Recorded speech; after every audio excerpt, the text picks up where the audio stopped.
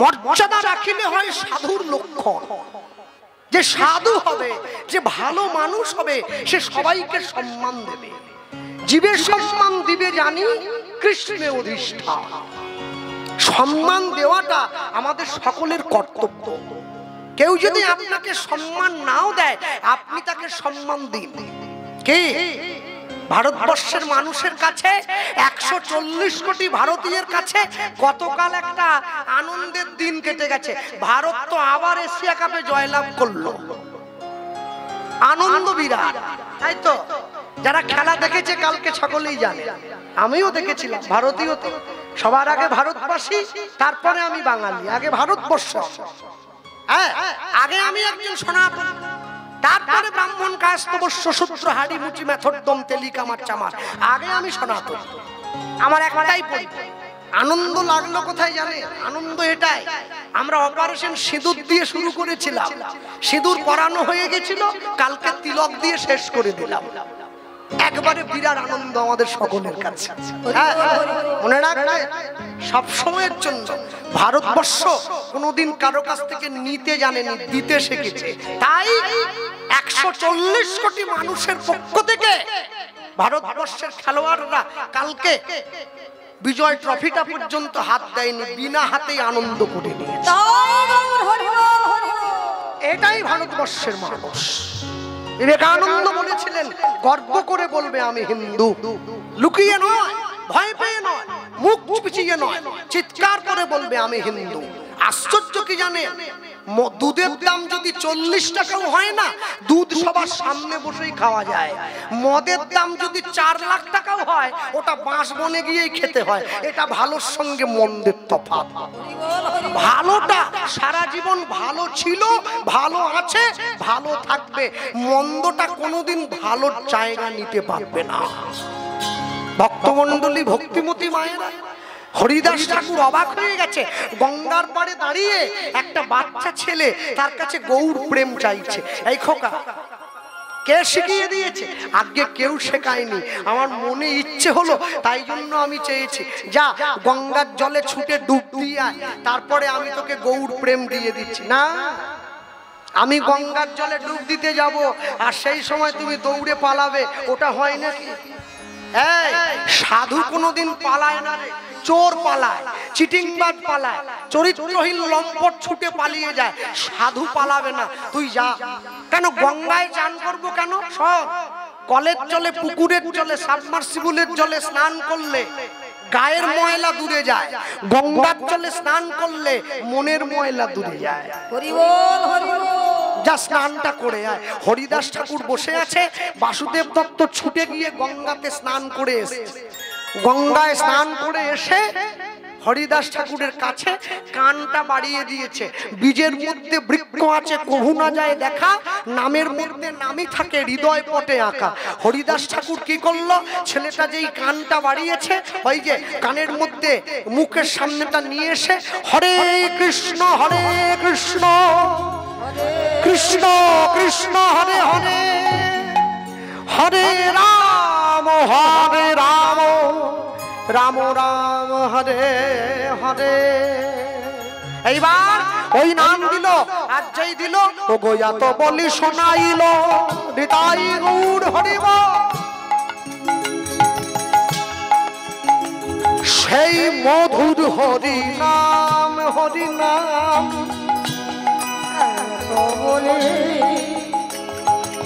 শোনাইল,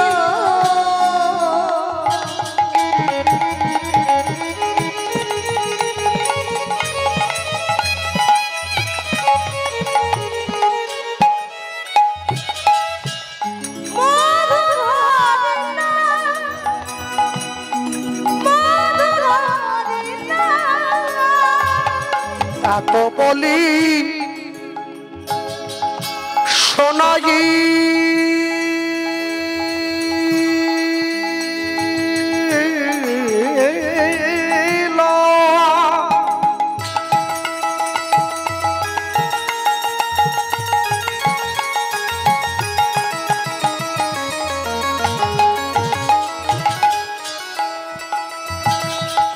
সেই মধুর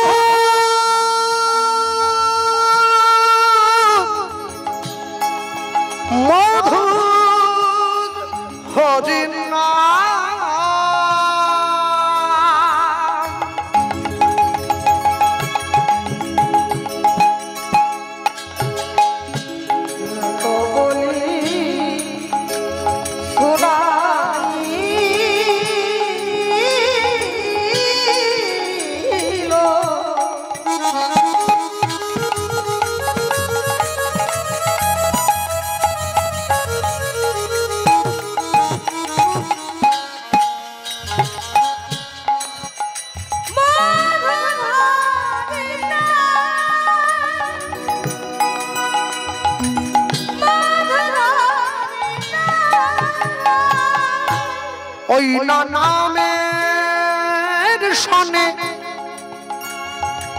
গৌর প্রেম করনে কইলা দান। হরি হরি বল। নামের সনে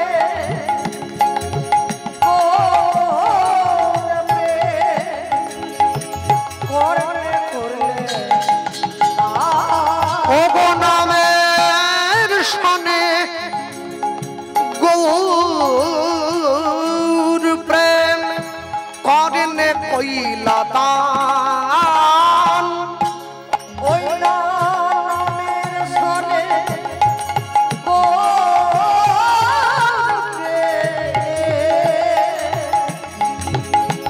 করে কইলে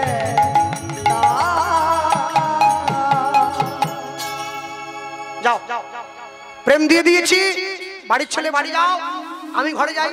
হরিদাস ঠাকুর যেই চলে যেতে গেল, বাসুদেব দত্ত হরিদাস ঠাকুরের কাপড়ের আঁচলটা, কি রে কাপড় টানছিস কেন? প্রেম তো দিয়ে দিয়েছি। জোরে বলো, শুনছেন তো?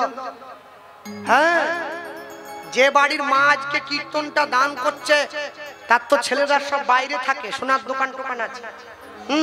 তো সেই মায়ের নাতনি হয়েছে বলে হরিনাম দান করছে আজকে।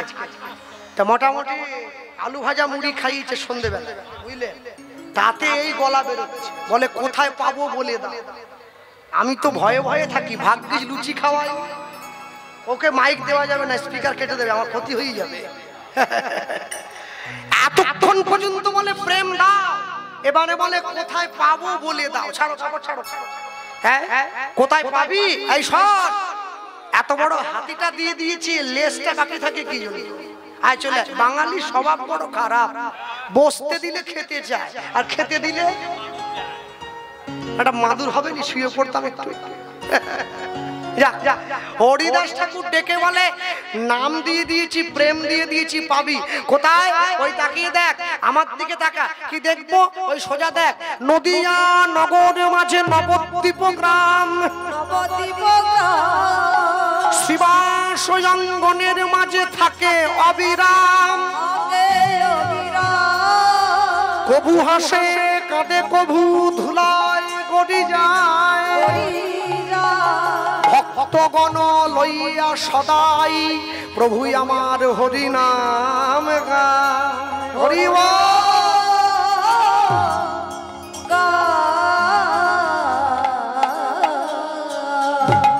সোজা এক পা দু পা তিন পা করে হরিদাস ঠাকুরকে বিদায় জানিয়ে বাসুদেব দত্ত চলে এসছে শিবাসঙ্গনের দরজায়।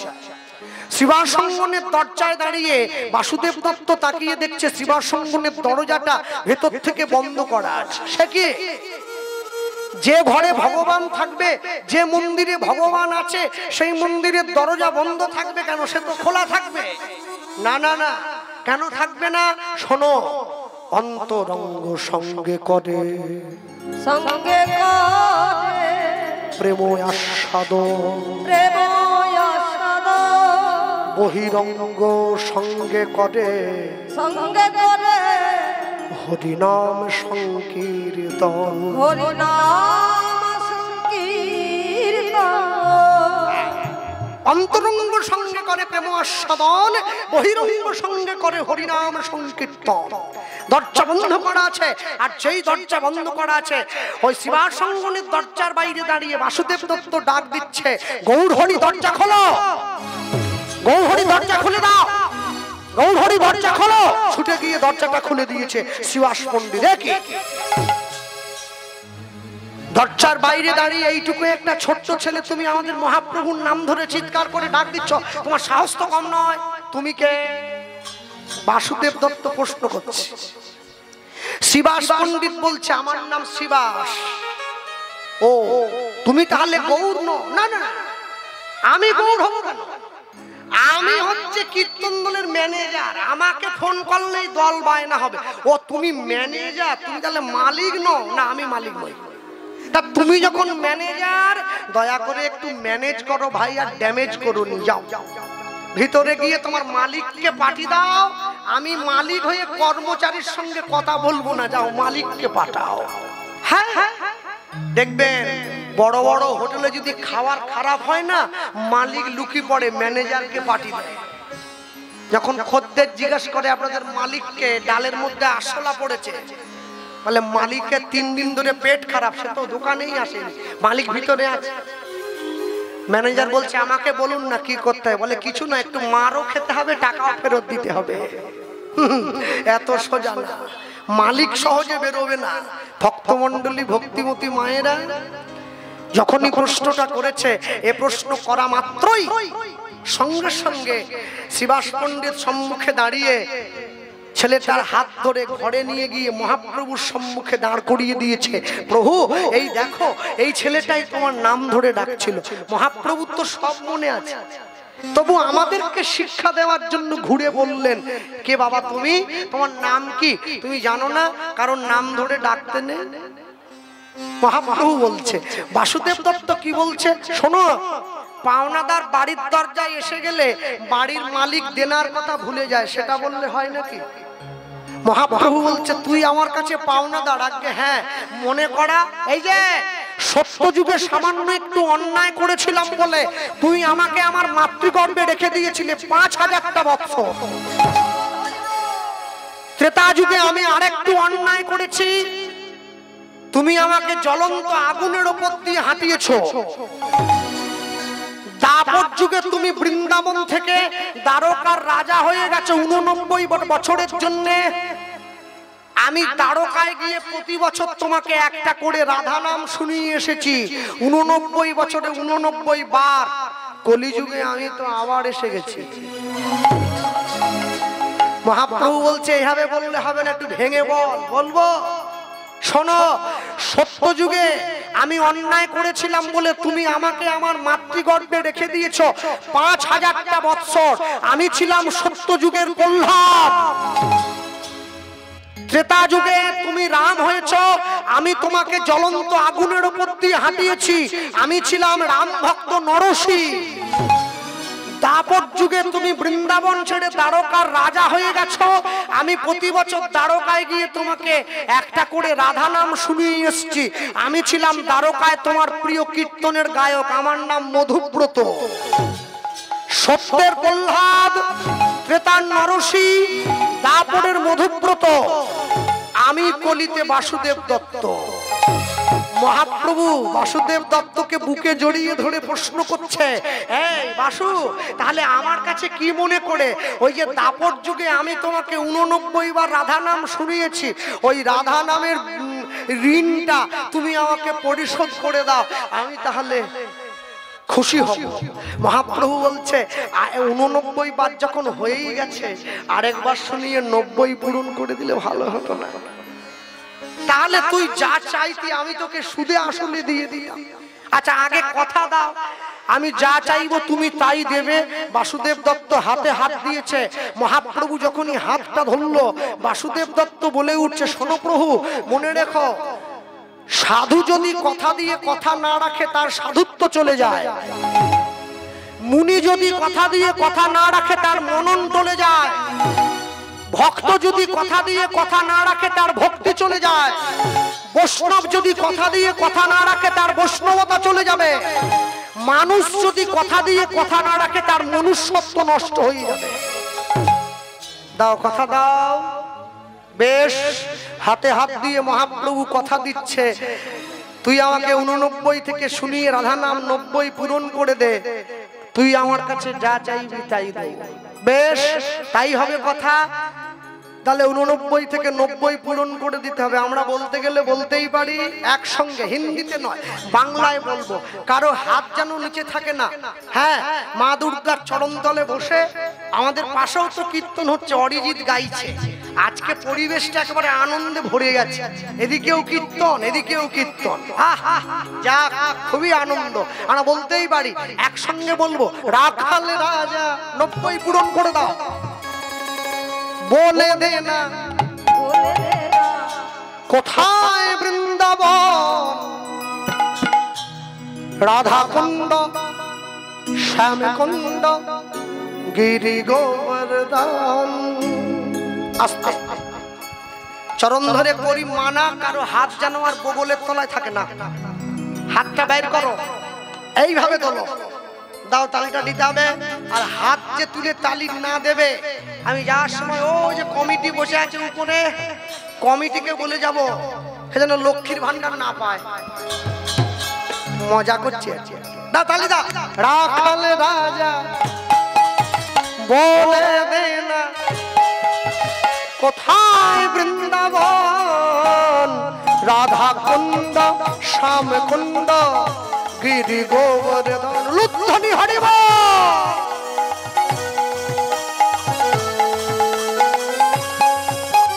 রাখাল রাজা বলে দে না কোথায় বৃন্দাবন, রাধা কুণ্ড শ্যাম কুণ্ড গিরি গোবর্ধন। হরিব।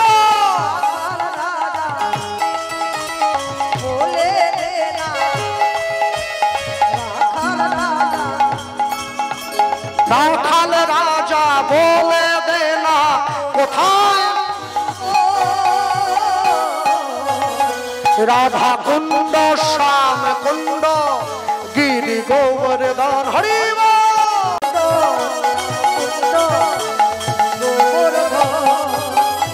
ভাগ্যবতী শ্রী যমুনা উজান বয়ে যায়, রাখাল রাজা বংশীধারী বাঁশি বাজায়। ভাগ্যবতী শ্রী যমুনা উজান বয়ে যায়, রাখাল রাজা বংশীধারী বাঁশি বাজায়।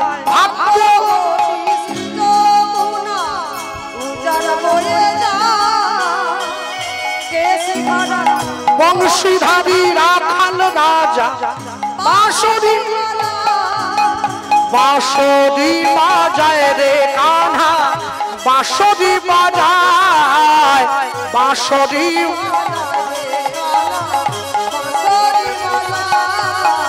বাঁশি বাজায় রে কান্হা, বাঁশি বাজায়।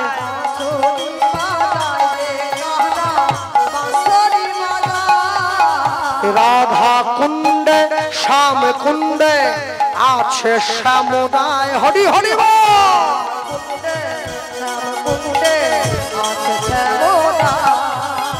রাখাল রাজা বলে দে না কোথায় বৃন্দাবন, রাধা কুণ্ড শ্যাম কুণ্ড গিরি গোবর্ধন।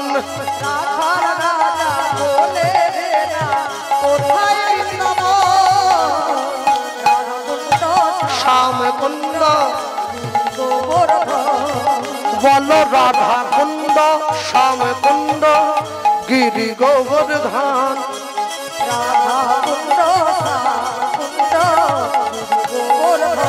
একসঙ্গে বলো, বলো রাধে রাধে রাধে রাধে, বলো রাধে রাধে রাধে রাধে, বলো রাধে রাধে রাধে রাধে, বলো রাধে রাধে রাধে রাধে। হরি হরি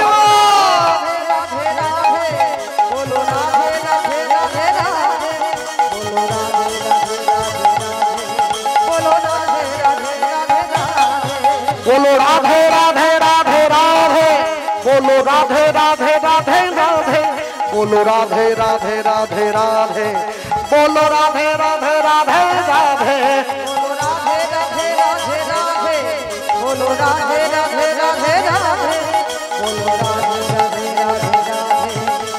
राधे राधे राधे, बोलो राधे राधे राधे, बोलो राधे राधे राधे, बोलो राधे राधे राधे राधे, बोलो राधे हरि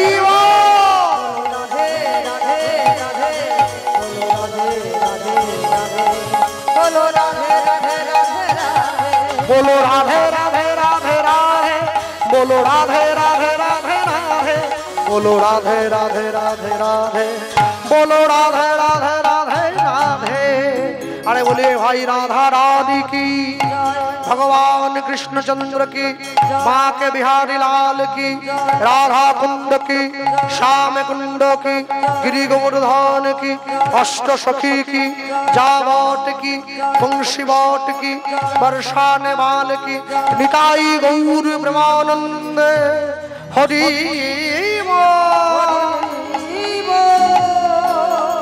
निताई गौर हरि हरि बोल। 89 ছিল, 90 পূরণ করে দেওয়া হয়েছে। 90 পূরণ করে দেওয়ার পর সম্মুখে দাঁড়িয়ে বাসুদেব দত্ত চেয়ে বসলো, প্রভু তাহলে এতক্ষণ পর্যন্ত তুমি বলেছিলে আমি যদি 89 থেকে 90 করে দেই, আমি যা চাইবো তুমি আমাকে তাই দেবে, এবার তুমি আমাকে দিয়ে দাও। এই বলা মাত্রই সঙ্গে সঙ্গে মহাপ্রভু বলে উঠছে, তুই কি চাস আমার কাছে? বাসুদেব দত্ত বলে উঠছে, প্রভু এই কলিযুগের মানুষের যত অন্যায় যত পাপ সব তুমি আমায় দিয়ে দাও, এটাই তোমার আমার কাছে চাওয়ার, অন্য কিছু আর চাওয়ার নেই। বলা মাত্র মহাপ্রভু সামনে বসে বাসুদেব দত্তকে বলে উঠছে, কলিযুগের জীবের কত অন্যায় তুই জানিস? মনে রাখিস, 100 মানুষ বধ করিলে যেই পাপ হবে, এক গাভী বধে জীবের তত পাপ কবে। 100 গাভী বধ করিলে যেই পাপ হয়, এক নারী বধে জীবের তত পাপ কয়।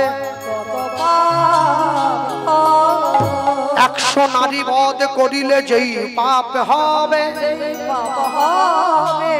এক ব্রাহ্মণ বধে জীবের তত পাপ কবে। 100 ব্রাহ্মণ বধ করিলে যেই পাপ হয়, এক বৈষ্ণব বধে জীবের তত পাপ কয়।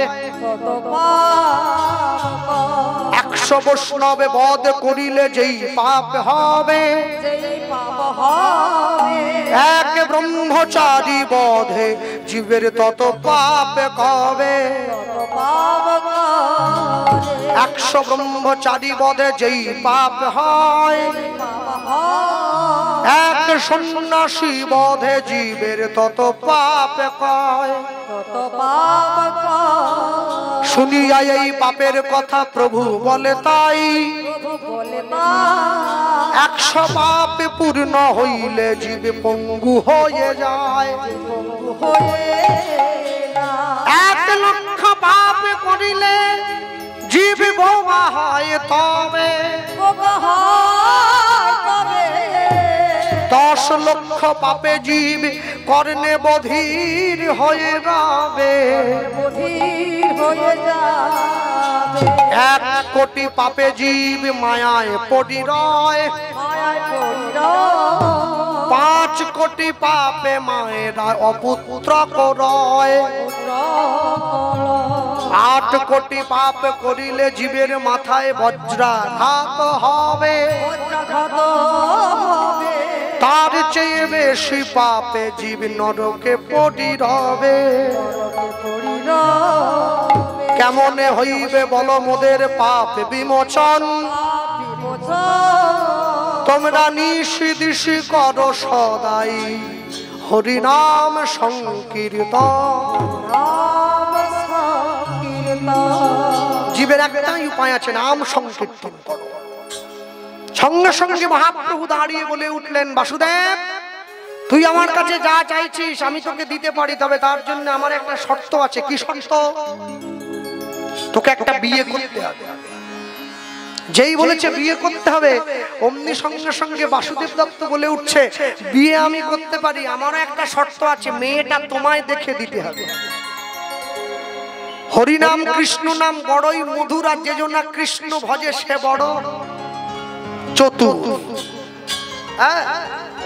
মহাপ্রভুকে যখনই ভক্ত বলল মেয়েটা তোমায় দেখে দিতে হবে, শিবাসঙ্গনে কীর্তন হয়ে যাওয়ার পরে প্রত্যেকদিন একটি মেয়ে আসতো শিবাসঙ্গনটা পরিষ্কারের জন্য, যে মেয়েটির নাম ছিল পদ্মাবতী। মহাপ্রভু শুভ দিনে শুভক্ষণে বাসুদেব দত্তের সঙ্গে পদ্মাবতীর 4 হাত এক করে দিল। ফুলশয্যার ঘরে বসে বাসুদেব দত্ত পদ্মাবতীকে বলছে, জানো তো পদ্মা, আজ আমাদের ফুলশয্যা, মনে রাখবে ফুল দিয়ে সাজিয়ে রাখা পালঙ্কের উপরে আজ আমাদের রাত্রিবাস করতে হবে। মনে রেখো, মানুষ যেদিন ফুলের উপরে ঘুমায় সেদিন তার ফুলশয্যা হয়, আর ফুল যেদিন মানুষের উপরে ঘুমায় সেদিন তার অন্তিম শয্যা হয়। হ্যাঁ, সেদিন আমরা ফুল দিয়ে সাজিয়ে রাখা পালঙ্কের উপরে রাত্রি যাপন করেছি, আমাদের ফুলশয্যা হয়েছে। আর যেদিন আমরা চিরঘুমে ঘুমিয়ে থাকবো, ফুলগুলো আমাদের উপরে ঘুমিয়ে থাকবে, সেদিন আমাদের অন্তিম শয্যা হবে। আমাকে বলো হরি হরি বল বলে শ্মশানে নিয়ে গেলে তুমি কোনটা চাও? পদ্মাবতী বলছে, আমি ফুলের উপরেও শোবো না, ফুলও আমার উপরে শোবে না। আমি চাই ফুলটা মালা হয়ে সারা জীবন আমার গলায় থাকুক। তাহলে একটা কথা দাও। কি কথা?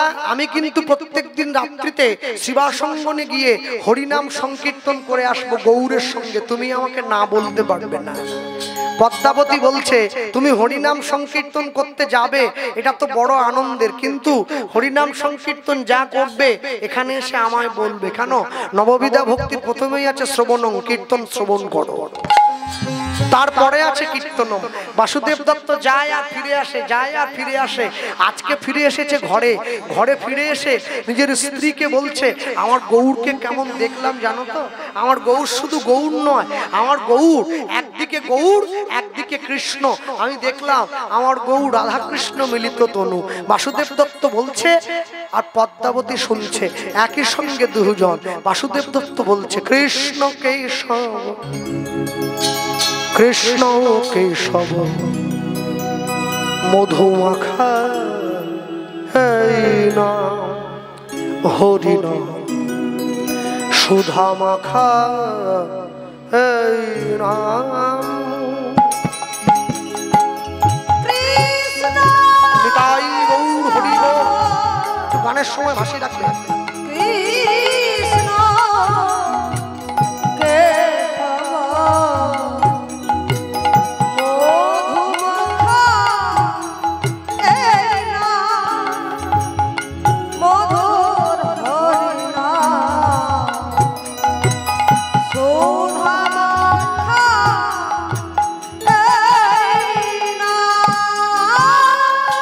কৃষ্ণ কেশব, কৃষ্ণ কেশব মধুমাখা এই নাম, হরি নাম সুধা মাখা এই নাম। নিতাই গৌর হরি হরি বল।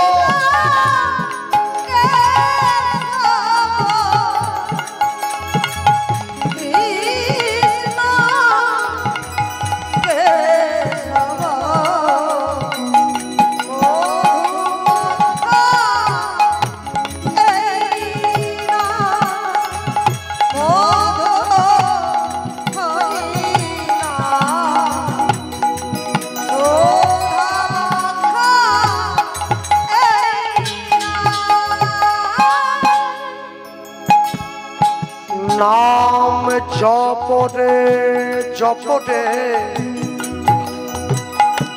জপরে রসনায়, নাম জপরে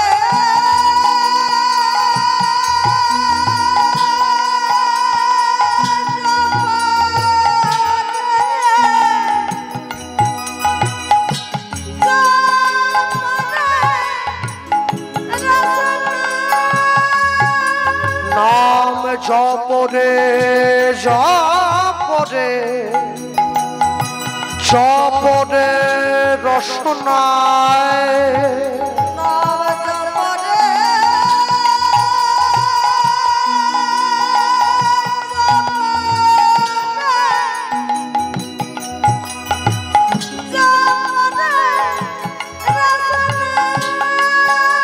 মধুমাখা এই নাম, হরি নাম সুধা মাখা এই নাম। কৃষ্ণ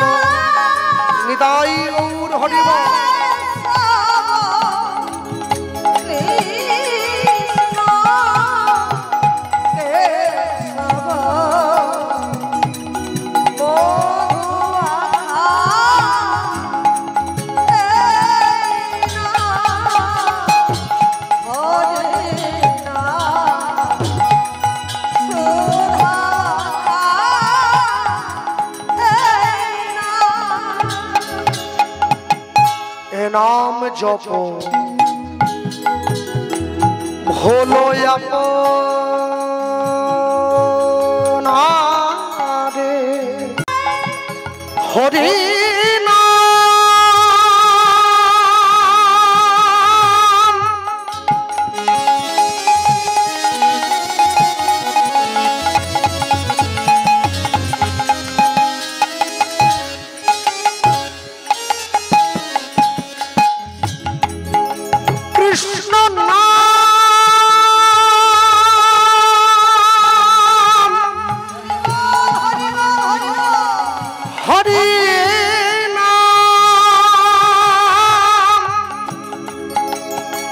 হরি নাম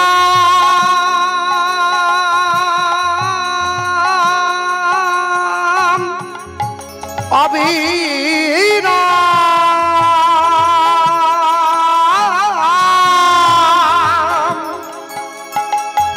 কৃষ্ণ নাম হরি নাম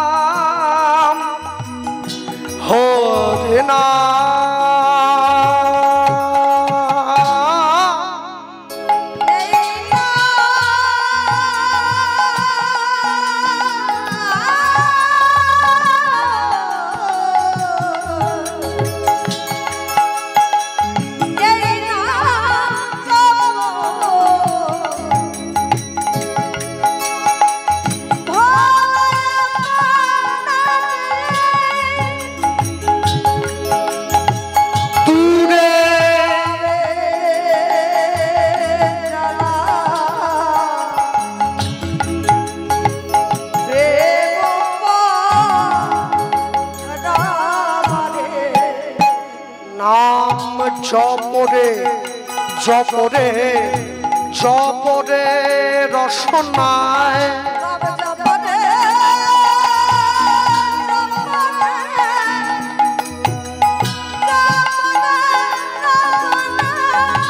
নাম জপরে জপরে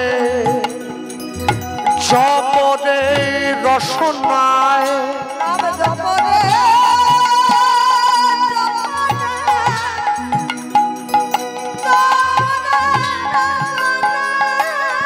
মধুমাখা এই নাম হরি নাম সুধা মাখা কৃষ্ণ নাম কৃষ্ণ নিতাই গৌর হরি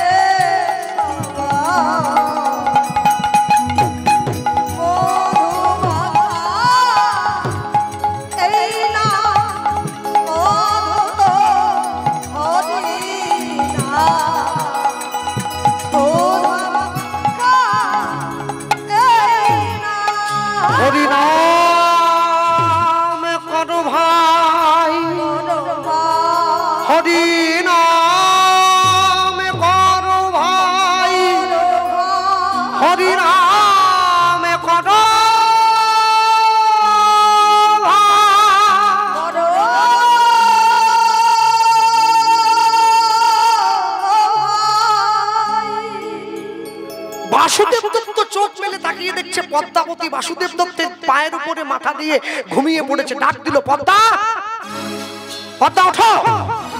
যেই ডাক দিয়েছে উঠে বসেছে। তুমি জানো না ভগবানের নাম শুনতে শুনতে ঘুমোতে নেই, ভগবানের নাম শুনতে শুনতে ঘুমিয়ে পড়লে নাম অপরাধ হয়ে যায়। আস্তে আমার ঠাকুমা মারা গিয়েছে আজ থেকে অনেক বছর আগে। আমার বাড়ি তো এখান থেকে বেশি দূর নয়, পশ্চিম মেদিনীপুর ডেবরা থানা। আমার ঠাকুমা যাত্রা শুনতে খুব ভালোবাসতেন। মুক্তমঞ্জরি অপেরা কি সীতা কি স্মৃতির স্মৃতিতে জ্বলছে বধূ যাত্রা। রাত্রি 9টায় যাত্রা শুরু হবে, বিকেল 5টার সময় আর কোনো নাতি পেল নি, আমাকেই বলতো মাদুরটা নিয়ে একটু আমাকে দিয়ে আসবি চল। আমি বললাম এখনো অনেক বাকি আছে, তুমি এখন থেকে কোথায় যাবে? বলে না বয়স্ক মানুষ তো, আমি পিছনে বসলে আবার দেখতে পাই না, একটু সামনে বসবো আর কি। আরে এখন থেকে বসার কি দরকার? বলে তাহলে তুই এক কাজ কর, তুই মাদুরটা পেতে দিয়ে জায়গাটা থাক। ছেলে আমার, মেয়ে আমার, বাড়ি আমার, গাড়ি আমার। আধ ঘন্টার জন্য মেছেদা থেকে বাসে উঠে হলদিয়া যাচ্ছে, বাসের সিটে রুমাল রেখে দিয়ে বলে সিট আমার। যাত্রা শুনতে গিয়ে লোকের জমিতে মাদুর পেতে দিয়ে বলে জায়গা আমার। কোনদিন চিন্তা করেনি সব যদি আমার তবে আমি কার? আমি তো সরকারের। যেদিন দু চোখ বন্ধ হয়ে যাবে আমার সামনে সব সরকারি খামার, আমার বলে আর নাই। তার নিয়ে যাচ্ছি বয়স্ক মানুষ, চাল ভাজা নিয়েছে, আর ছোলা ভাজা, বাদাম ভাজা, বুঝলেন? আর লঙ্কা তো খেতে পারে না, একটু ভেঙে জিভে বোলায় আর কি, ঝালটা পায়। যাত্রা শুনতে যাচ্ছে, হ্যারিকেন নিয়েছে, তখন তো কারেন্ট নেই। তা আমি যেতে যেতে বলছি ঠাকুমা একটা কথা বলবো। বলে কি? আমি বলি আমার বাবা ওরা ক ভাই? বলে তোর বাবাকে নিয়ে 5 ভাই আর তোর 2টো পিসি, তাহলে কজন হলো? 7 জন। 7 জনেরই বিয়ে টিয়ে হয়েছে। বলে হ্যাঁ, নাতি নাতনি টাতনি নিয়ে মোটামুটি 100 থেকে 150 জনের পরিবার। তা আমি বললাম সারা জীবন এত যাত্রা করে স্বাদ মেটেনি, আবার যাত্রা দেখতে যেতে হচ্ছে। বলে কোন যাত্রা? আমি বলি আমি সংসারে অভিনয়ের কথা বলছিলাম। কত অভিনয়টাই না করলে, বিয়ের পরে বউ হয়ে এসে বউয়ের অভিনয়, তারপর এক এক করে আমার বাবা কাকাকে জন্ম দিয়ে মায়ের অভিনয়, তারপরে যখন বৌমা আনলে শাশুড়ির অভিনয়, তারপর যখন তাদের কোলে ছেলে পুলে হলো তখন আবার নাতনির অভিনয়, তখন আবার ঠাকুমার অভিনয়। এত অভিনয় করেও স্বাদ মেটেনি, আবার অভিনয় দেখতে যেতে দাঁড়িয়ে পড়েছে। চলো, দেরি হয়ে যাচ্ছে, লোক চলে যাচ্ছে। বলে না আর যাবো না, বাড়ি চল। সেই যে এসেছে আর যাত্রা শুনতে যেত না। যাত্রাতে একটা দৃশ্য শেষ হয়ে গেলে আলোটা বন্ধ হয়ে যায় স্টেজের, পরবর্তী দৃশ্যে আবার শুরু হয়। জীবনের যাত্রা পথের আলোটা একবার নিভে গেলে আর খুলবে না। বল হরি হরি বল বলে শ্মশানে নিয়ে চলে যেতে হবে। হ্যাঁ, জীবন বড় মধুর। আপনি জীবনকে যেমন দেবেন আপনি তেমন পাবেন। সারা জীবন ধরে উচ্ছে গাছ লাগিয়ে মরার সময় আম চাইলে পাওয়া যায় কি? মরার সময় উচ্ছেটাই নিতে হবে। ভক্তমণ্ডলী, ভক্তিমতী মায়েরা, বাসুদেব দত্ত উঠে বসেছে, পদ্মাবতীকে বলছে তুমি কি জানো না ভগবানের নাম শুনতে শুনতে ঘুমানো মহাপাপ? যখনই এ কথা বলেছে, এই কথা বলা মাত্র সঙ্গে সঙ্গে পদ্মাবতী বলছে আমি ঘুমোইনি। তাহলে তুমি যদি না ঘুমাও, তুমি যদি না ঘুমিয়ে থাকো, তাহলে আমি তোমার কাছে যা চাইছি, তুমি আমি যা বলেছি তুমি শুনেছো? পদ্মাবতী বলছে হ্যাঁ সব শুনেছি।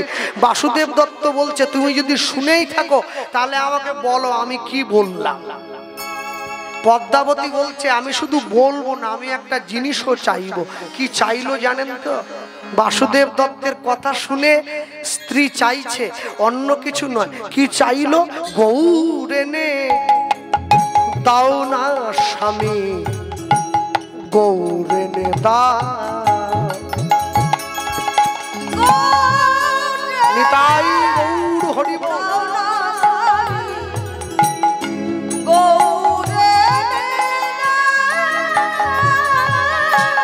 গৌর এনে দাও না স্বামী, গৌর এনে দাও।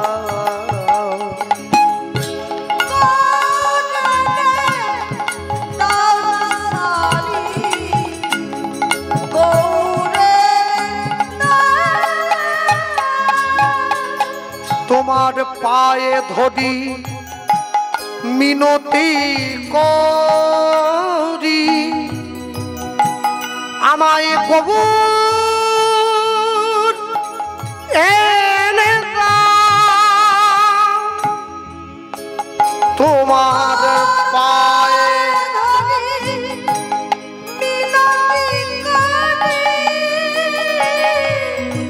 কবুল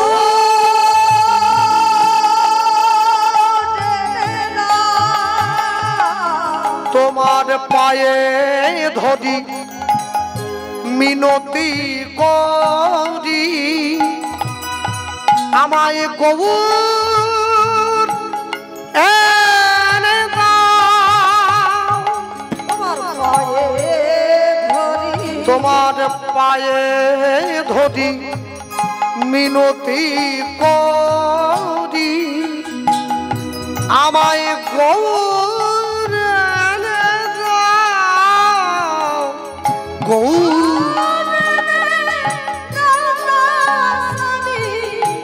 গৌর এনে দাও গৌর এনে দাও না স্বামী গৌর এনে দাও নিতাই গৌর হরি বল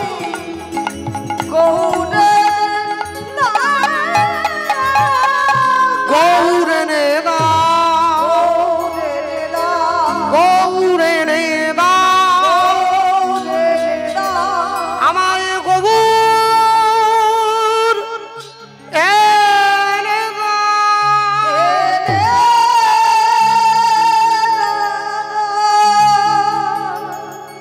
বাসুদেব দত্ত বুঝে নিয়েছে আমার স্ত্রীর গৌড়ের প্রতি বিশ্বাসটা তৈরি হয়ে গেছে বিশ্বাসে মিলায় বস্তু